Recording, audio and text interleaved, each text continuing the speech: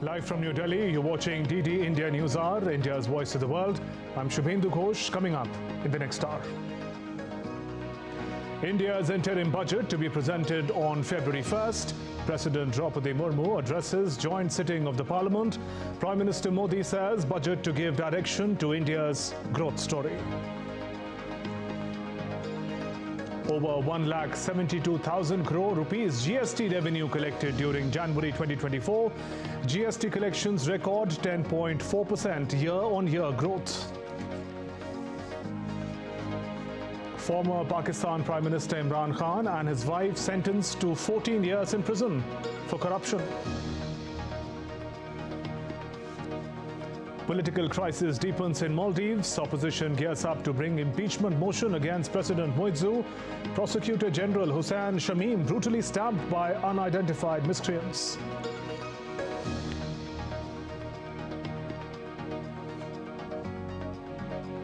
And watch the live and exclusive coverage from 8 AM IST on India's budget. Watch accurate news, views and analysis all through the day on DD India.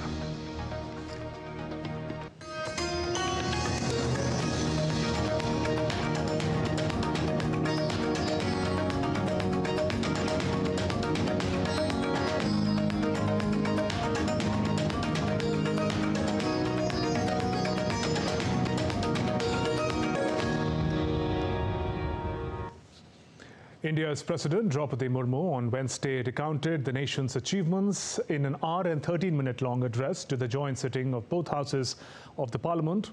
Lawmakers reserved loudest cheers when the President hailed the passage of Women's Reservation Bill and consecration of the new Ram Temple in Ayodhya. The budget session of India's Parliament began with President Draupadi Murmu's address to a joint sitting of both houses of Parliament, the Lok Sabha and Rajya Sabha. It was the first time the President delivered the address from the new Parliament building. The Sengol was carried into the House as the President made her way inside, followed by the Vice President, Prime Minister and Speaker. The Sengol is a gold-plated silver spectre that is installed in the new Parliament House in New Delhi. Siyas from the southern Indian state of Tamil Nadu had gifted it to the country's first Prime Minister on the eve of the country's independence from British rule in 1947. President Murmu began her 73-minute address by hoping that the new home of India's Parliament will be witness to a productive dialogue on policies. She said, amidst serious global crisis, India emerged as the fastest-growing major economy. दुनिया में गंभीर संकटों के बीच भारत सबसे तेजी से विकसित होती बड़ी अर्थव्यवस्था बना। बीते 10 वर्षों में हमने भारत को फ्रेजाइल 5 से निकलकर टॉप 5 इकोनॉमीज में शामिल होते देखा। Investments in digital infrastructure were another of the government's achievements. Today, 46% of the world's total real-time digital transactions take place in India. Digital India ने भारत में जीवन और बिजनेस दोनों को बहुत आसान बना दिया है। आज पूरी दुनिया मानती है ये भारत की बहुत बड़ी उपलब्धि है। डिजिटल इंडिया के कारण बैंकिंग आसान हुई है और लेन-देन भी सरल हुआ है। She said that India's achievements today are an outcome of the government's endeavours in the last decade, and the country has witnessed eradication of poverty on a massive scale. हम जीवन में पहली बार बड़े पैमाने पर गरीबी को दूर होने देख रहे हैं। नीति आयोग के अनुसार मेरी सरकार के एक दशक के कार्यकाल में करीब 25 करोड़ देशवासी गरीबी से बाहर निकले। Lawmakers reserved their loudest cheer for the president when she hailed the construction of a new Ram Temple at Ayodhya. पिछले 10 वर्षों में भारत ने राष्ट्रहित में ऐसे अनेक कार्यों को पूरा होते हुए देखा है जिनका इंतजार देश के लोगों को दशकों से था। राम मंदिर के निर्माण की आकांक्षा सदियों से थी, आज ये सोच हो चुका है। President Murmu said that the government has empowered daughters everywhere in water, land, sky and space. Women-led development was a key focus area of the government. नारी शक्ति का सामर्थ्य बढ़ाने के लिए मेरी सरकार हर स्तर पर काम कर रही है। इस वर्ष की गणतंत्र दिवस परेड भी नारी शक्ति के लिए समर्पित थी। Listing the government's performance in healthcare, President Murmu said that in addition to the Ayushman Bharat scheme, the central government is also providing free treatment in various hospitals. केंद्र सरकार विभिन्न हॉस्पिटल्स में मुफ्त इलाज की सुविधा देती है। इससे देश के नागरिकों के 3.5 लाख करोड़ रुपया खर्च होने से बचे हैं। She also said that in the past decade, the number of MBBS seats has more than doubled. पिछले दशक में 16 एम्स और 315 मेडिकल कॉलेज स्थापित किए गए। पिछले दशक में MBBS की सीटों में 2 गुना से भी अधिक की वृद्धि हुई है। President Murmu also said that the country has emerged as a leading voice against terrorism. आज आतंकवाद के खिलाफ भारत दुनिया के एक प्रमुख आवाज है। आतंकवाद हो या विस्तारवाद, हमारी सेनाएं आज जैसे को तैसा की नीति के साथ जवाब दे रही है। President's joint session comes just a day ahead of the interim budget. On Thursday, Finance Minister Nirmala Sitharaman will present India's interim budget 2024. Bureau Report, DD India. And India's Finance Minister Nirmala Sitharaman will present the interim budget 2024 on Thursday. This will be the last budget before the parliamentary elections for India's lower house of parliament. As the nation is achieving new heights of development, people associated with different sectors have high hopes from the budget.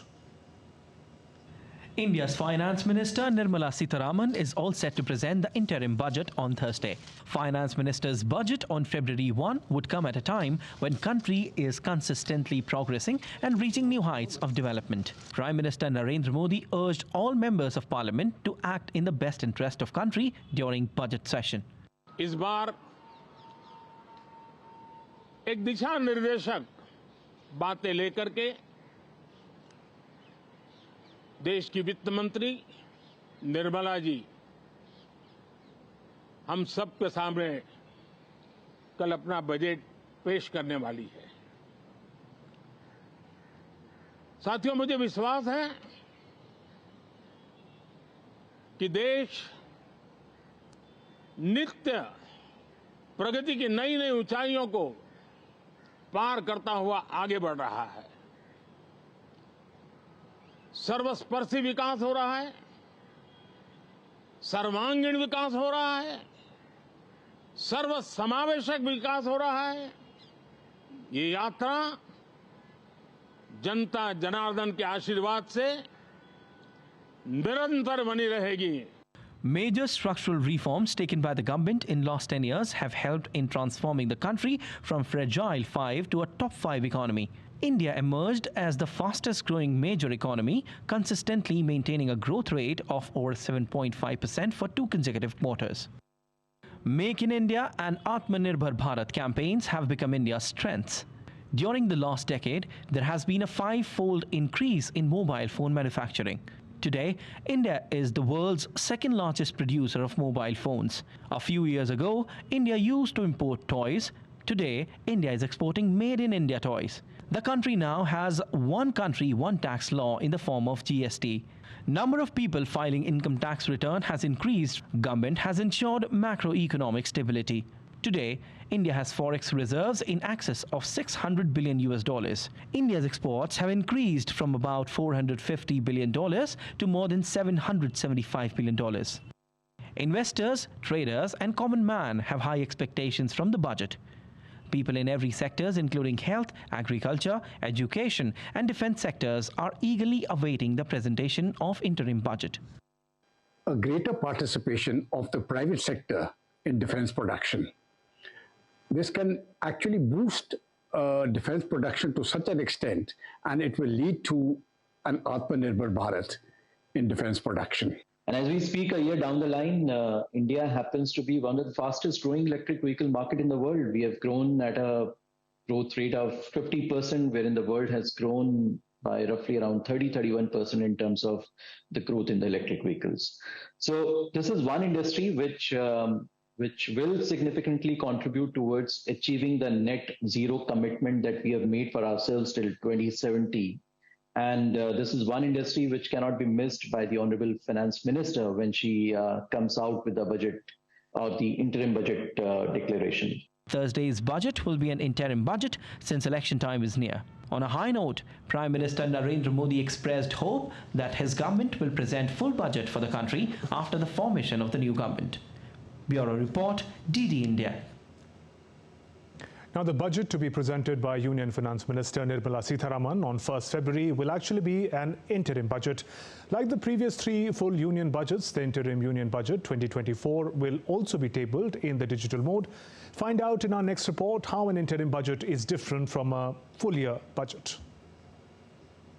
Indian Finance Minister Nirmala Sitharaman will be setting a record when she rises to present her sixth budget on February 1st, 2024, a feat achieved so far only by former Prime Minister of India, Morarji Desai. She will surpass the records of her predecessors, Manmohan Singh, Arun Jaitley, P. Chidambaram, Yashwant Sinha, who had presented 5 budgets in a row. But the budget to be presented by Union Finance Minister on 1st of February will actually be an interim budget. Being an interim budget before the approaching general elections, major policy announcements are unlikely. Let's now tell you how an interim budget is different from a full year budget. A budget consists of 2 parts: the income and expenses of the government for the previous year and the expected income and expenses for the coming year. An interim budget also shows the previous year's income and expenses, but it shows only the most basic expenses up until the general election. An interim budget is presented when general elections are very near. It is an effective mechanism that allows the ruling government to ask Parliament for approval of funds sufficient to incur expenditure for part of the year till a new government is formed after the general elections. So an interim budget takes the place of a full budget if general elections are approaching. The full budget for fiscal year 2025 will be presented after the formation of the new government following the general elections. During an election year, it is unrealistic for the ruling government to prepare a full year budget. Nirmala Sitharaman took over the finance portfolio in Prime Minister Narendra Modi's second term. It will be her 4th paperless budget, as like the previous 3 full union budgets, the interim union budget 2024 will also be tabled in digital mode. Tanvi Taneja for DD India. With the interim budget set to be announced on 1st of February, defence sector is also expecting a boost in terms of budgetary allocation to enhance self-reliance along with the ongoing modernisation drive of the Indian Armed Forces. Indian Finance Minister Nirmala Sitharaman will be presenting the budget on 1st February. This will be an interim budget ahead of the upcoming general elections.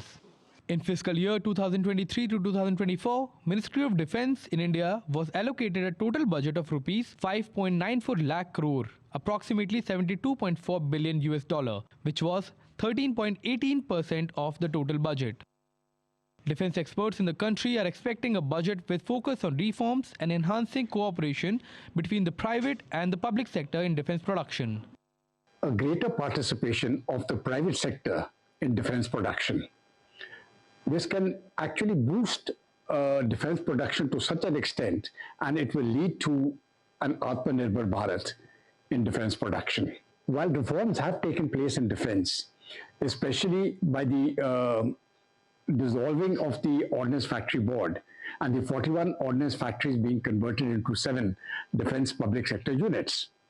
However, we need to go one step further, and the management of the defence public sector units needs to be given to perhaps the private sector, the CEOs from the private sector who have performed outstandingly well and who volunteer for the task.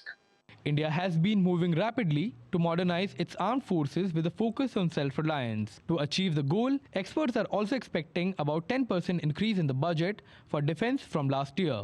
As the armed forces are concerned, the thrust that is there on modernization will be continued, and I expect an allocation of over 6.5 lakh crores. In real terms, it's a huge amount, though as maybe percentage of the GDP, maybe around 2%, a little over 2% of the GDP. And keeping in view the Chinese expansionism, Pakistan's involvement in terrorism, I think the armed forces can be rest assured. I don't believe there'll be any shortage of funds as regards that is concerned.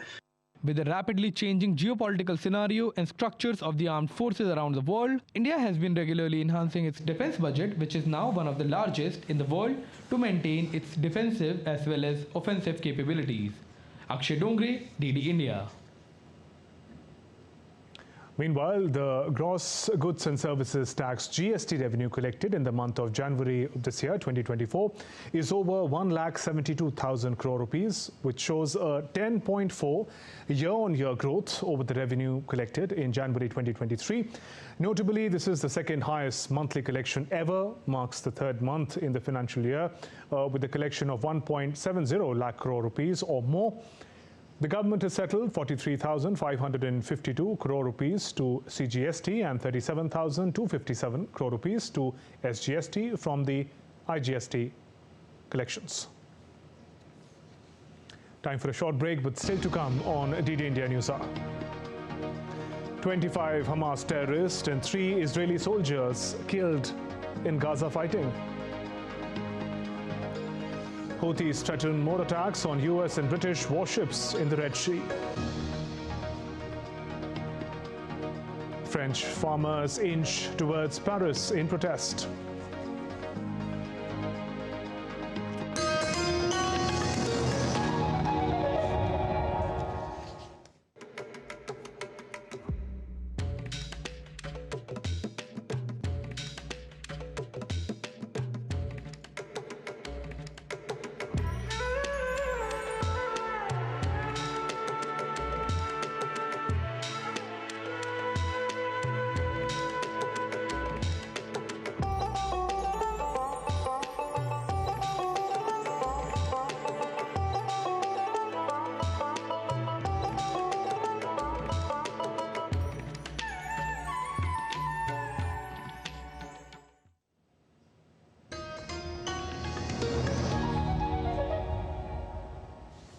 Welcome back. You're watching DD India News Hour. I'm Shubhendu Ghosh. At the World Economic Forum 2024 in Davos, global industry leaders did not just place their trust in the Indian economy, they also emphasized India's pivotal role in shaping the future.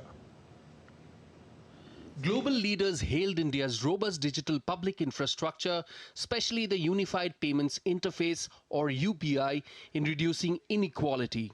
India's overall digital public infrastructure have scaled new heights and is making new strides in the world.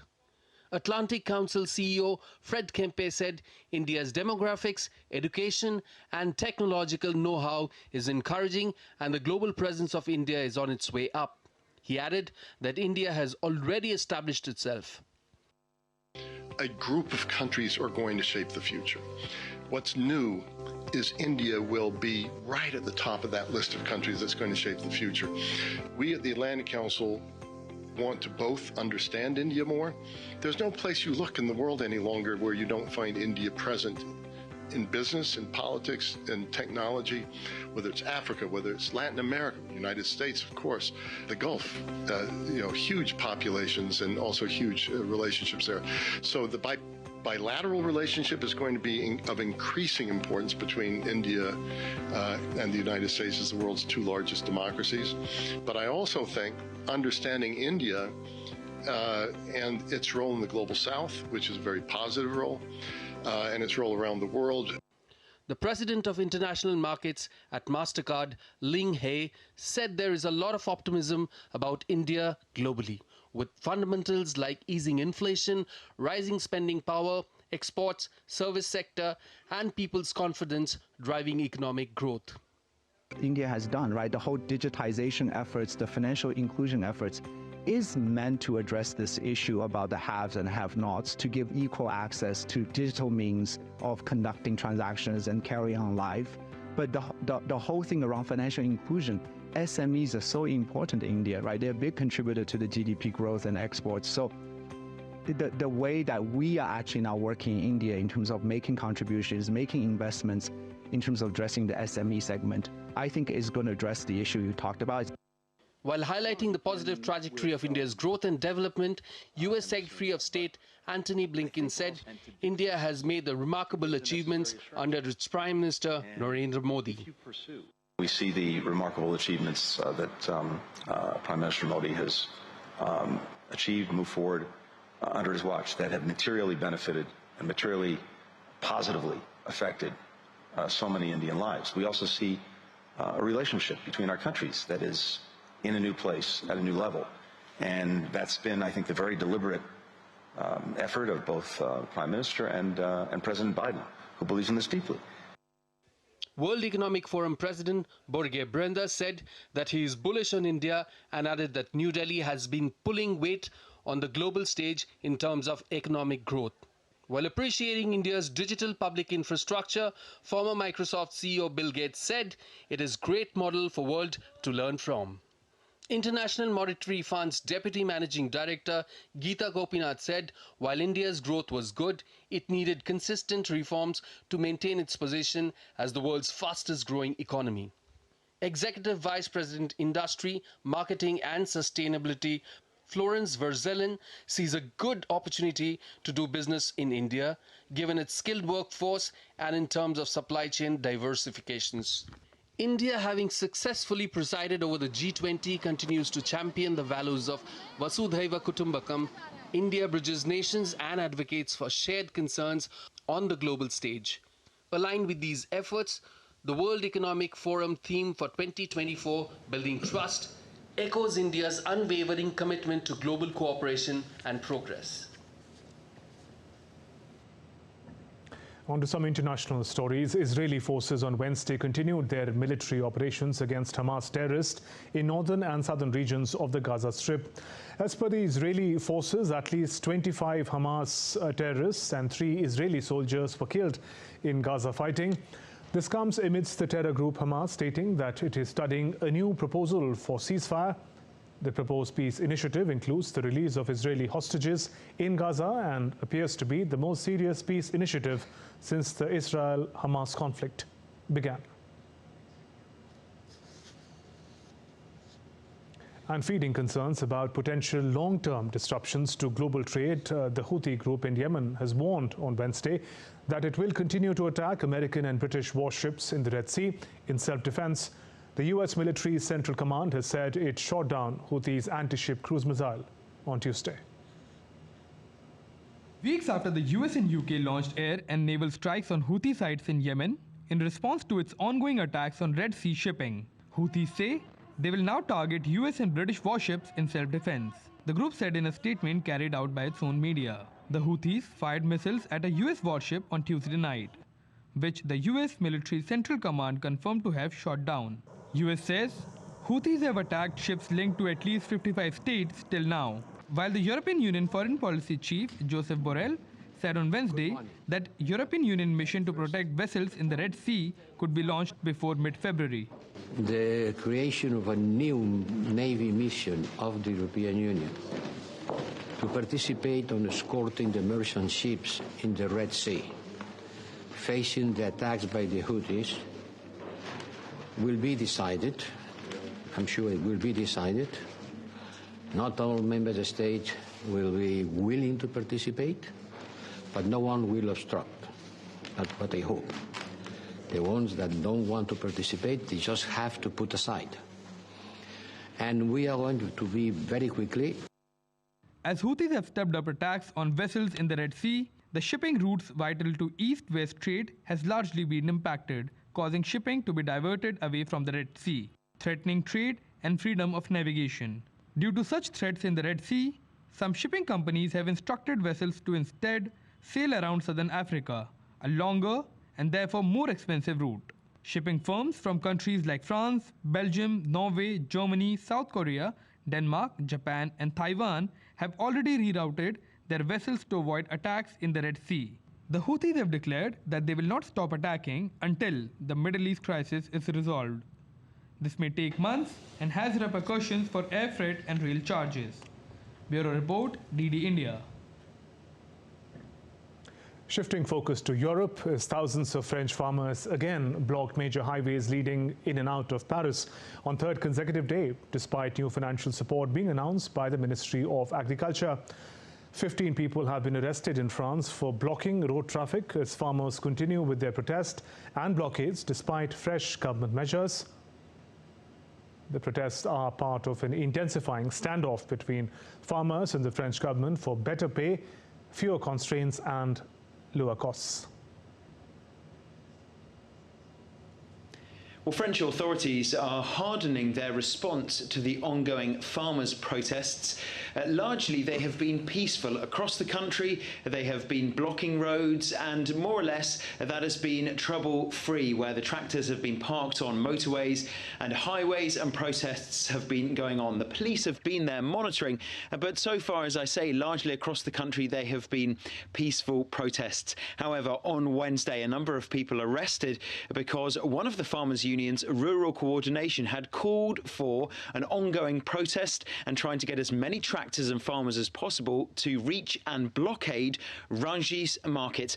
Now, Rungis Market is the world's largest wholesale food market.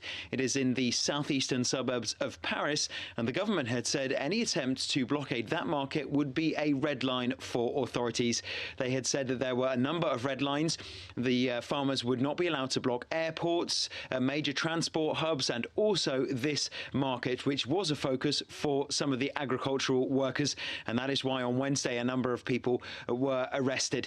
Now, French farmers have been demonstrating for more than a week, especially with these road blockades, calling for their demands to be met by the government. They are angry over cheap imports, high production costs, low salaries, fuel taxes, red tape, the impact on their sector of climate change policies, and price pressures from the retailers. They are also angry about this possible European Union trade deal with certain Latin American countries and the effects of exports from Ukraine flooding the European market. So they are looking towards that emergency summit of EU leaders on Thursday for possible action and measures to help the French specifically and to help the European agriculture sector more broadly.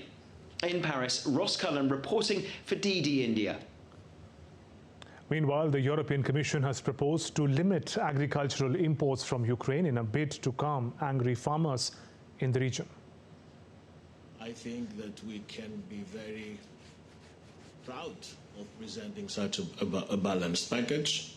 And as far as the ongoing farm protests, we in this building have the highest respect to everybody who puts forward an argument on policy.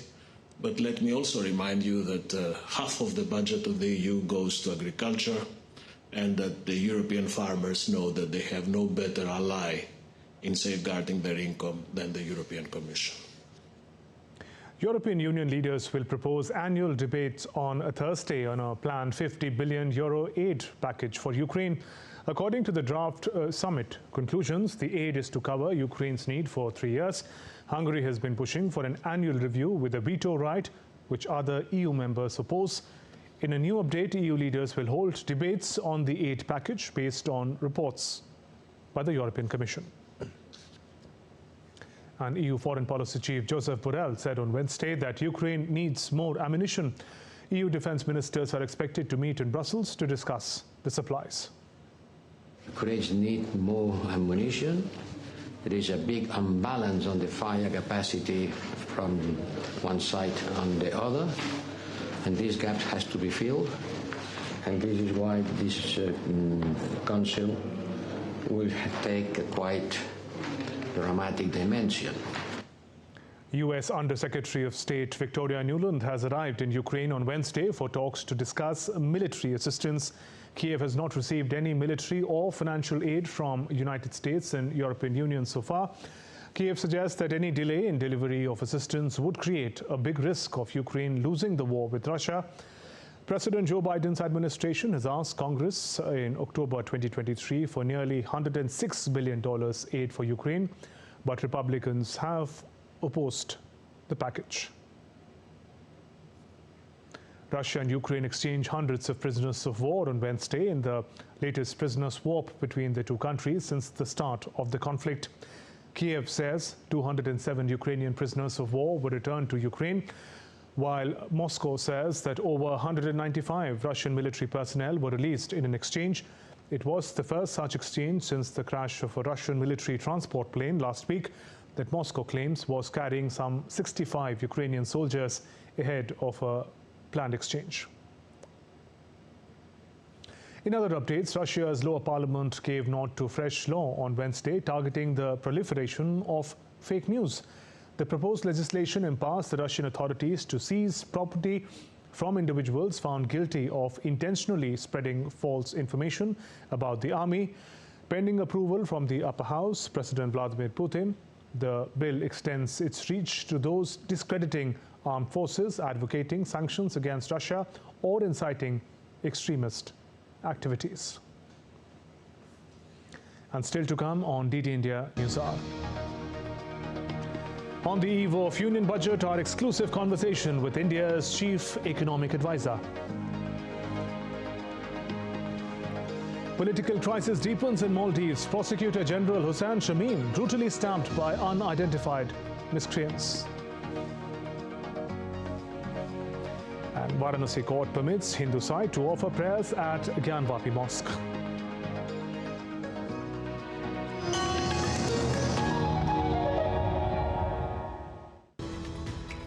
We just don't bring you the news as it unfolds. We get to the heart of the matter. We don't just present facts. We demystify complex social, political, and economic events. We break stories that shape the world's present and future because you deserve the truth. I am Tanvi Taneja from New Delhi. I'm Ollie Barrett from London. I'm Nick Harper from Washington, D.C.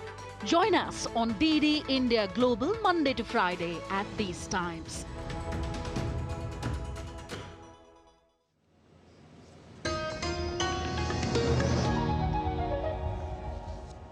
You're watching DD India News Hour. I'm Shubhendu Ghosh, and we return to our top story about the interim budget, India's interim budget being presented tomorrow by Finance Minister. And to talk about the state of Indian economy and the expectations from the budget, we are joined exclusively by V. Anant Nageshwaran, Chief Economic Advisor to the Government of India.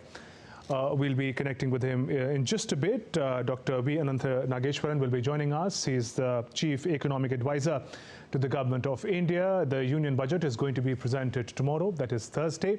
It is going to be an interim budget. The government is set to face election in the weeks ahead. In view of that, it is going to be an interim budget, not a full-fledged budget. The budget will be presented in the new Parliament House by Finance Minister Nirmala Sitharaman. The state of the Indian economy is something that we're going to discuss. Indian economy registering over 7% growth, and also the projection is for a similar growth rate ahead, making it one of the fastest growing large economy. In just a bit, joining us now, in fact, is Dr. V. Anant Nageshwaran, Chief Economic Advisor to the Government of India. Dr. Nageshwaran, good evening and welcome. Great to have you with us on the eve of the Union interim budget. So, sir, amidst the serious global crisis, if you can first help us understand what has immuned and propelled India's growth story, a projection of over 7% growth, making India the fastest growing large economy. Sir. Yeah, I mean, that's a very good question. What has distinguished India from the rest of the world, especially the large economies, by growing at 7% or more in the last 2 years, and more likely to repeat that feat this year and possibly in the next financial year? The fundamental reason is that we managed the COVID pandemic far better. We did not splurge. Monetary and fiscal stimulus were measured, targeted and prudent, and they were withdrawn in time, especially the monetary stimulus. And then came the conflict in Ukraine, and India managed to secure energy supplies at reasonable prices for the Indian economy. These were the two immediate post-2020 actions that I can think of. But more than that, in the previous 6 years before the pandemic, several important structural reforms have taken place. India cleaned up the balance sheets of the financial sector, especially public sector banks. The Indian government invested in public infrastructure, both physical and digital infrastructure. It enabled financial inclusion with this PM Jan Dhan Yojana program, and 55% of the new account holders are women. And then India also ensured that the digital infrastructure evolved that allowed MSMEs to be able to access finance and also tap into newer markets. So I think a combination of all these various immediate responses to the pandemic and the energy situation arising out of the conflict in Ukraine and the delayed impact of the long-term structural reforms. I should have also added the implementation of GST, the insolvency and bankruptcy code, and continued focus on the ease of doing business. All these things have kept the Indian economy in good shape and in a good position to continue to grow healthily, not only as it is doing right now, but also in the years ahead. In the context of the growth story, Dr. Nageshwaran, how do you reflect on the debate between the quantum of growth versus the quality of growth? How well is India being able to tackle challenges of inequality and unemployment? That is a fair question. I think the inequality challenge is addressed through generous government benefits. The Pradhan Mantri Garib Kalyan Anna Yojana has been extended for 5 years for 800 million people or 80 crore people. And the government has come up with the PM Awas Yojana. Every house now gets water connectivity. And there is a program for Ayushman Bharat health insurance, and also for farmers there is crop insurance, apart from the fact that the minimum support prices have been increased. So if you look at inequality after taking into account government's taxes and the transfers it makes to poorer households, then the inequality discussion recedes considerably.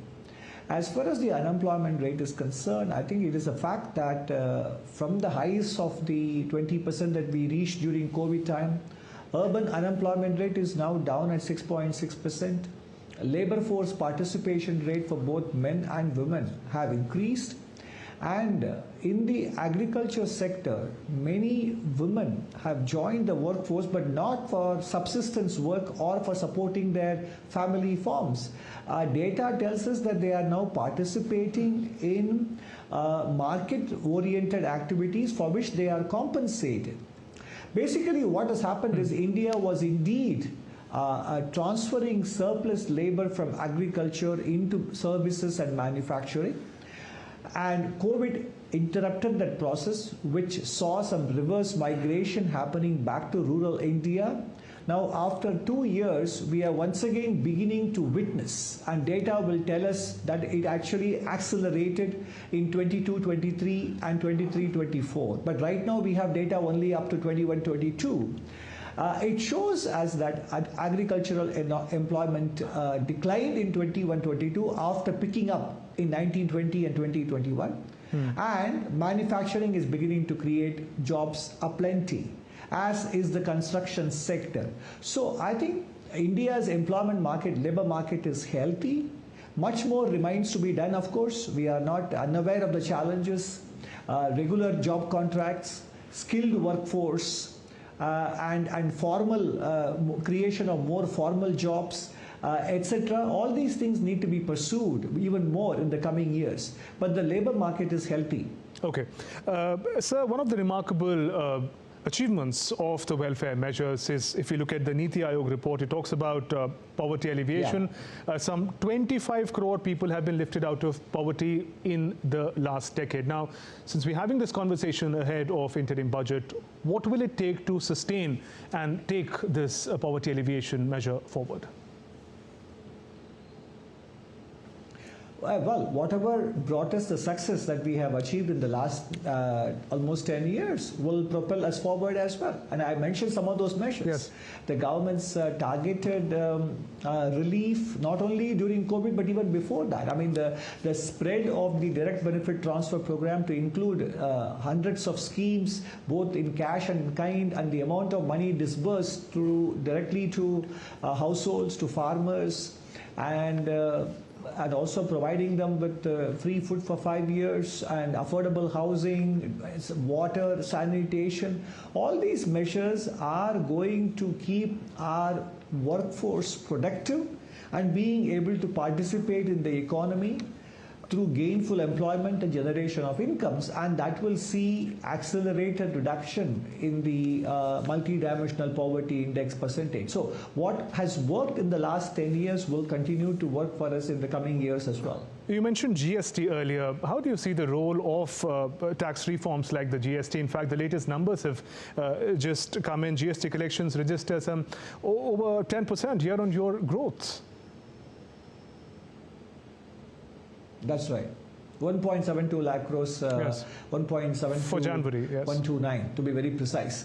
But for the month of January, of course. I think GST has weathered a lot of storm, especially the COVID and the controversy over the compensation cess continuation, etc. But states are now seeing that their GST collections are growing faster than they used to in the pre-GST era. And it is also facilitating economic efficiency. Trucks are able to travel more distance. There is at least a 45 to 50% increase in the distance covered by trucks. Logistics costs have come down because of the abolition of octroi posts and one single tax rate, etc. So the efficiency gains of GST are flowing through. That is, of course, an indirect tax reform measure. In the direct tax measure, the government has given people the option to choose, and the corporates as well, to choose between the old tax regime and the new tax regime. They can, for individuals especially, they can move back and forth between the two regimes for every financial year. Therefore, they can choose the most optimal tax payment, most optimal tax regime that suits them. And there are also many tax administration measures taken to make payment of taxes and interaction with the tax department as non-intrusive and as smooth as possible. Much more can be done with respect to angel taxes or capital gains tax rationalization or further direct tax reforms, etc. But India today, especially for businesses, has one of the most reasonable tax structures in the world, and therefore considerable tax reform measures. Of course, the most notable one being GST introduction. Considerable tax reform measures, including tax administration reform measures, have been taken in the last 10 years. And so you made an interesting link between the GST and the manner in which it helps improve logistics. What helps with logistics is also state-of-the-art infrastructure. In the previous budget, we saw record capex allocation upwards of 10 lakh crore. How do you read the impact of it on Indian economy? No, I think we are talking about the record allocation to capital expenditure, not only by the union government for its own spending, but also the 50-year loan it gave to the states in the previous financial year of 1 lakh crore and the current financial year of 1.3 lakh crores. But the point is, we are focusing on these two big numbers, but the emphasis on capital expenditure predates these last two financial years. It has been rising ever since FY15, 2014-15. And if you include union government and public sector enterprises and grants for capital expenditure, the expenditure has grown by more than 3 times from around, I'm just quoting from memory, from around 5.5 lakh crores to about 18 point something lakh crores. So capital expenditure thrust is not a phenomena of last just 2 years, but much longer than that. And clearly you see that in every city, in the number of airports. I mean, we just doubled the number of airports in the last 10 years, what we could build in the previous 7 decades. And the total length of the national highways has gone up by 50%. The turnaround time in Indian ports has halved. And then you talk of metro rail network now spans more than 900 kilometers, and electricity generation, installed capacity of non-fossil fuels, and for the first time you have a national grid connecting northern and southern grid, and that's why no longer, load shedding is something that we used to read about quite frequently in the past, but we don't read about them now. And therefore, I think these are all the visible signs of the improvement in infrastructure. I mean, that's why I mentioned for your very first question, not just the post-pandemic reform measures, but also the lagged effect of all the reforms undertaken since 2014 are now beginning to pay off, as giving us almost 3 full years of growth post-COVID at 7% or more. and probably extending into next financial year as well. And so you mentioned about the energy reforms as well. How is India balancing the issue of energy security and energy transition? With this gas-based economy, there is focus on renewables as well. That's right. No, I think India is doing a very fine balancing act, notwithstanding the unreasonable pressures emanating from other parts of the world, developed countries, forcing developing countries to concentrate on energy transition at this stage. Energy security is important for economic growth, and that is what those countries enjoy on their path to development and advanced country status. And we need that. And for that, I think fossil fuels are an important part of the energy fuel mix. Each country must choose a fuel mix that is suitable for its circumstances. And that is the whole concept of a common but differentiated responsibilities in consideration with national circumstances, based on national considerations and capabilities. So India actually has been concentrating on increasing the non-fossil fuel generation capacity, at the same time having a fossil fuel mix as well, which are important to propel our economic growth. Because ultimately, you need economic growth to be able to generate investable resources. One cannot depend on foreign resources to finance our economic growth or energy transition. The markets will resist providing vast sums of money to large countries like India. Therefore, we do have to grow, generate our own savings, and provide for energy transition as appropriate. And I think India is walking the balancing, the fine balancing act far better than many other nations are able to do. Okay, and Dr. Nageshwaran, finally, if I can just briefly speak to you about budget expectations. Prime Minister speaks about Viksit Bharat, developed India on 4 strong pillars: youth power, women power, farmers, and the poor. What can we expect in the budget in terms of taking the priorities further? Well, I think it's a matter of continuity. The last several budgets for the last 10 years has focused on building up the productive potential of the economy. That will continue. The emphasis on infrastructure, the commitment to fiscal stability and prudence. So in a sense, the Honorable Finance Minister in her last 5 budgets, and this will be her 6th, she has emphasized, she has basically made it her hallmark or stamp under the guidance of the Honorable Prime Minister that while there is important focus on economic development, it doesn't come at the cost of fiscal prudence and macroeconomic stability. You will see all those elements in tomorrow's budget as well. On that note, Dr. Nageshwaran, thank you very much for joining us on NewsHour and sharing your perspective. You're welcome. That was Chief Economic Advisor to Government of India speaking exclusively with DD India. Moving on, India is rightly placed to seize the next 10 years as a decisive opportunity to establish itself as an unambiguous global leader in innovation and entrepreneurship. India's stock market capitalization has surpassed $4 trillion, marking a significant achievement and making India the world's 5th largest stock market after the US, China, Japan, and Hong Kong. India, with a middle-income population of over 300 million and a diverse and ambitious talent pool, has the potential to become an unparalleled global hub for innovation and entrepreneurship. Some more international updates. A day after a 10 years jail sentence in state secret case, Pakistan's ex-Prime Minister Imran Khan and his wife Bushra Khan have been sentenced to 14 years in jail on Wednesday for the illegal sale of state gifts. The court's decision also includes a 10-year ban on holding public office for Khan. These verdicts come ahead of the upcoming national elections in Pakistan. Another significant setback for former Pakistan Prime Minister Imran Khan, as he and his wife Bushra Bibi have been sentenced to 14 years in jail in a case related to the illegal sale of estate gifts. This verdict by an anti-graft court comes just a day after Khan was given a 10 years jail sentence for leaking estate secrets. These sentences are being handed down only a week before the general elections, which are scheduled for February 8.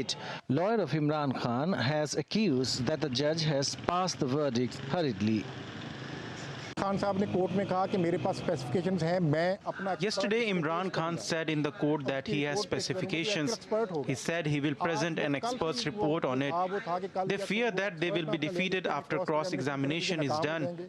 To overrule it, and they tried that today. The defense lawyers didn't turn up for us to prove our case. They hurriedly passed the verdict. तो इन्होंने जनाब ना उस चीज़ में वो judgement जो है वो जो हरीड में वो पास कर Imran Khan's sister says Pakistan's judicial system has buried itself. हमारे जो judicial system है Our judicial systems has buried itself today. What else can be said about this? It has been happening for the last 3 days. You're also witnessing this and you're also present there when we were put in a cage during the Cypher case hearing and how the judge was treating them when the ex-Prime Minister and ex-Foreign Minister came. Ex-Prime Minister, ex-Foreign Minister और जज उनके साथ कैसी बर्ताव कर रहा था. Khan is currently facing multiple cases following his ouster in 2022. He is charged in over 150 cases, most of which were filed after he was removed from the office of Prime Minister. In secret case, Khan was convicted on Tuesday for making public a classified cable sent to Islamabad by Pakistan's ambassador in Washington. The case is commonly known as the Cypher case. He was sentenced to 10 years in prison. Khan's then Foreign Minister Qureshi was also handed over to 10 years in jail. Both have denied the charges. They stated that the contents appeared in the media from other sources. In the gifts case, also known as Toshkhana or State Treasury case, Khan was previously given a 3-year prison sentence in August. He was accused of selling gifts worth more than 140 million rupees. Although the 3-year sentence was suspended, but Imran remained in jail. However, on Wednesday, an anti-graft court sentenced Khan and his wife to 14 years in jail in the same case. Agencies alleged that Imran Khan illegally purchased the items. Government officials have accused Khan's aides of selling the gift in Dubai. In another case, known as the land bribery case, Imran Khan and his wife are facing charges of land grabbing through Al-Qadi Trust. The charitable trust was set up by Bushra Bibi, Khan's third wife, in 2018. Hearings and verdicts are awaited. Imran Khan is also charged with abetting violence in the country in 2023. Khan has been indicted under Pakistan's anti-terrorism law for inciting violence following his brief arrest in the Al-Qadi Trust case. A section of Pakistan's 1997 Anti-Terrorism Act prescribes the death penalty as the maximum punishment. Khan has denied all charges, stating that he was in detention when the violence took place. The general election in Pakistan is scheduled to be held on 8th February. As a result of these two verdicts, Imran Khan will be unable to contest the elections or hold public office for next 10 years. Additionally, his top leaders, including Shah Mahmood Qureshi, have been placed in custody and his party symbol, the bat, has been frozen. Imran Khan, who has been in prison since August 2023, has denied any wrongdoing and has asserted the military, in cooperation with the American government, has been persecuting him. Syed Absarul Hassan for DD India. Maldives President Mohamed Muizzu is facing the ire of the opposition lawmakers over his foreign policy. The island nation's two opposition parties have expressed grave concern with President Muizzu's anti-India stance. Amidst these developments, Maldives Prosecutor General Hussein Shamim has been brutally stabbed with a machete by unidentified miscreants. Here's more.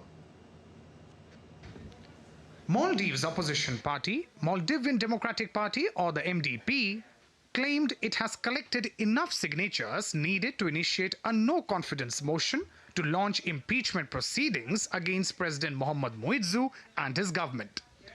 The impeachment motion against the president is likely to be submitted to Parliament soon. The development comes after high-voltage drama unfolded in the Maldivian Parliament over the approval of pro-China members in Muizzu's cabinet. In another development, Maldives Prosecutor General Hussein Shamim has been brutally stabbed with a machete by unidentified miscreants.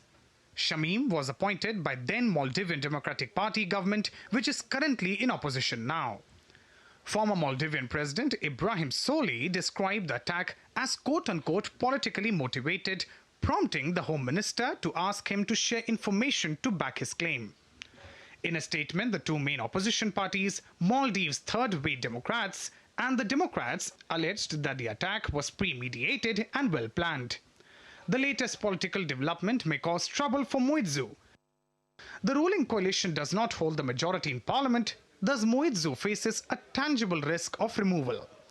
The political crisis deepened on Sunday after clashes broke out in the Maldives parliament between pro-government MPs and opposition lawmakers over differences in the approval of 4 members of Moitzu's pro-China cabinet. Chaotic scene was witnessed where members of the Maldives parliament traded kicks and fought with opposition lawmakers near the speaker's chair. Rahul Upadhyay's report for DD India. Myanmar's military rulers extended a state of emergency in place since the 2021 coup, reported on military-run media MRTV on Wednesday, as the junta battles to contain a bloody pro-democracy rebellion that has severely tested its ability to govern. Junta chief deemed it necessary to extend emergency rule for a further 6 months to undertake tasks necessary to bring the nation to a normal state of stability and peace.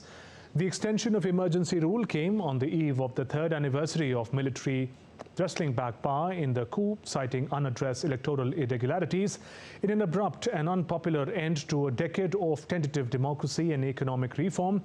Meanwhile, United States on Wednesday imposed sanctions on 2 Myanmar entities and 4 people, according to the U.S. Treasury Department, on the eve of 3-year anniversary of February 1st, 2021 coup d'etat. Back home, Chief Minister of India's eastern state of Jharkhand, Hemant Soren, has been taken into custody by Enforcement Directorate officials after he was questioned in several money laundering cases in Ranchi.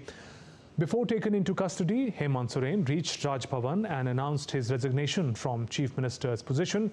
Soon after his resignation, all lawmakers of Jharkhand Mukti Morcha party elected incumbent Transport Minister Champai Soren for Chief Ministerial post. Meanwhile, Section 144 of the Code of Criminal Procedure was enforced within a 100-meter radius of the Chief Minister's residence in the capital city Ranchi to avoid gathering. Under Section 144, more than 2 people are not allowed to assemble at one place. From hotels to real estate and airlines to railways, there's a frantic pace of activity in India's Ayodhya in the state of Uttar Pradesh. Ayodhya is getting an economic boost as it gears up for millions of tourists to see the Ram Temple. Businesses have found a new destination for their investment. The town on the banks of Saryu River is buzzing with industry, from real estate developers and hotel owners to airlines. The country's leading corporate houses are also heading to the temple town. The 6th edition of Khelo India Youth Games successfully concluded with a glittering closing ceremony in the southern Indian city of Chennai. Maharashtra bagged the overall championship for the 4th time in 6th edition with 57 gold, 48 silver and 53 bronze and a total of 158 medals. Host state Tamil Nadu ended 2nd in the medals tally with a total of 97 medals, including 38 gold, 20 silver and 39 bronze, while Haryana finished 3rd with 35 gold, 22 silver and 46 bronze. And that's all for this edition of DD India News Hour. Let us know your thoughts on the news of the day. You can connect with us on Facebook, X and Instagram. We'll be back with more news as it breaks here on DD India. I'm Shubhendu Ghosh from all of us here in Delhi. Thanks for watching DD India News Hour. Namaskar.